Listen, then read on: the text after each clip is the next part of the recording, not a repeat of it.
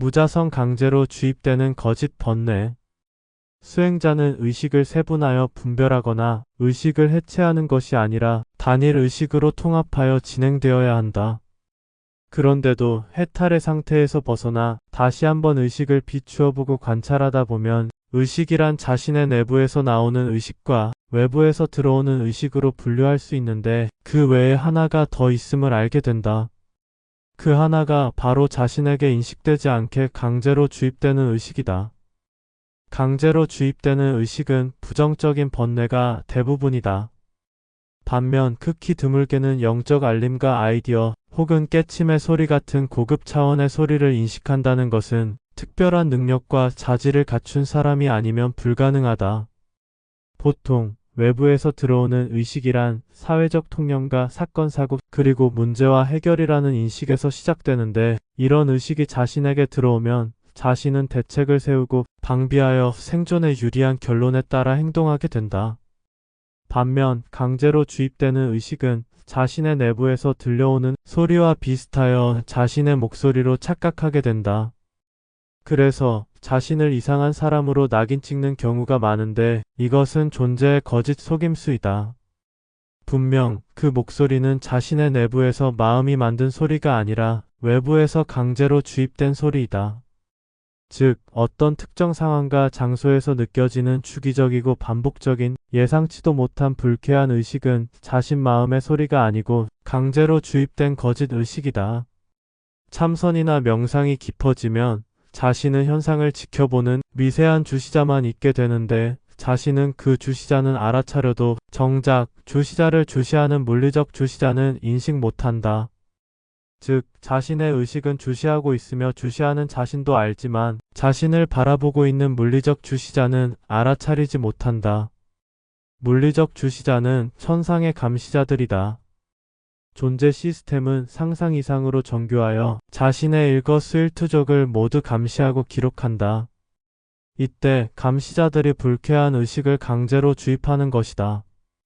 이렇게 되면 공허감과 산만함 그리고 온갖 번뇌의 주파수가 자신의 내부로 몰래 들어오게 되는데 자신의 마음에서 일어나는 것이 아닌 것들이 자신을 지배한다. 그러면 천상의 감시자들은 왜 인간의 의식에 은밀히 번뇌의 씨앗을 주기적으로 자꾸 넣는가인데 이는 깨우침의 길을 못 가도록 방해하는 것이다.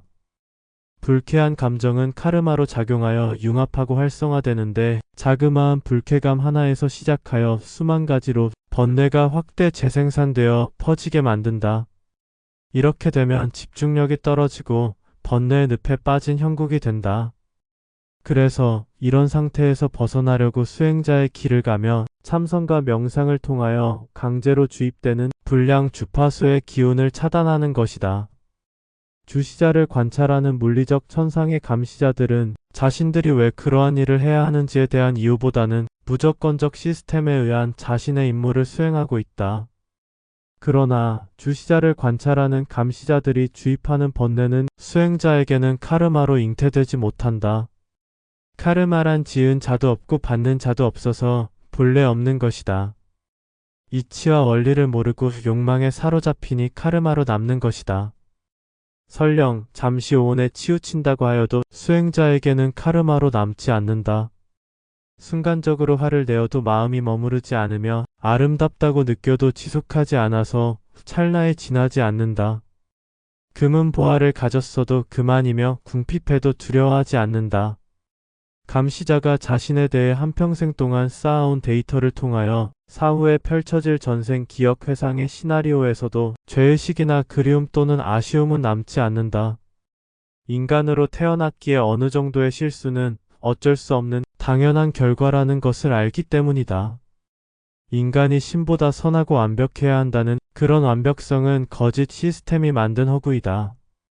이러한 사실을 알고 수행자의 길을 간다면 훨씬 더 빨리 궁극의 깨침에 이를 것이다. 만약 자신의 영혼의 태초의 본래 면목을 알게 되면 그 어떤 상태나 경지에도 머물 수 없음을 알게 된다. 현상계와 시스템계가 마치 물거품 같은 환영이어서 모든 미련과 집착이 소멸할 것이다. 마치 자신이 옷을 두껍게 입으면 추위를 덜 타는 것과 같아서 자신의 의식 속으로 강제로 주입되는 번뇌도 지켜보다 보면 자신의 마음이 일으킨 작용이 아니라 분명 외부의 침입에 의한 것임을 알게 된다. 이런 시나리오의 침투는 일상사에서 뿐만이 아니고 꿈속에서도 이루어지고 수행의 과정에서도 끝없이 파고든다. 깨침이 깊어질수록 고난도의 시나리오는 단계가 높아진다. 반면 극히 드물게는 영적 의식이 발달한 사람에게는 창조적 영감을 주거나 깨우침에 도움이 되기도 하고 보이지 않는 붓다의 손길마저도 느끼게 해준다. 또는 간절한 소망이 기적적으로 이루어지는 때도 있다. 따라서 존재 시스템에서 자신에게 주입되는 의식을 선과 악으로 분별해서 판단하는 것은 적절하지 않으며 탁한 번뇌를 주입받을 것인지 아니면 좋은 영감을 받을 것인지는 자신의 선택이며 자신의 역량에 달려 있다. 끌어당김의 법칙은 일정 부분 미약하게 영향을 주지만 자신이 변하여 받아들일 그릇이 되지 못하면 아무 소용이 없다. 아무튼 감시자들에 의해 강제로 주입되는 거짓 번뇌는 자신의 마음에서 나오는 것이 아니라 주입된 가짜 의식이다. 따라서 번뇌를 확대 재생산할 것이 아니라 단연코 그 즉시 끊어버려야 한다. 그러려면 참선과 명상이 제일이다. 또한 강제로 주입되고 있음을 스스로 인식하는 것이다. 깨침의 길을 통하여 존재 시스템에서 벗어나려면 다양한 깨침도 체득해야 하지만 지혜와 직관을 통하여 존재란 어떻게 인간에게 작용하는지를 탐구하는 일이 중요하다. 존재 시스템이란 아주 오랫동안 유지되었고 존속하였기에 시나리오의 다양성은 웬만큼 탐구해서는 알 수 없다. 감추어진 다양한 시나리오를 알게 되면 그만큼 존재 시스템에서 벗어날 가능성이 커진다. 환영은 환영임을 알 때 환영에서 벗어날 수 있다.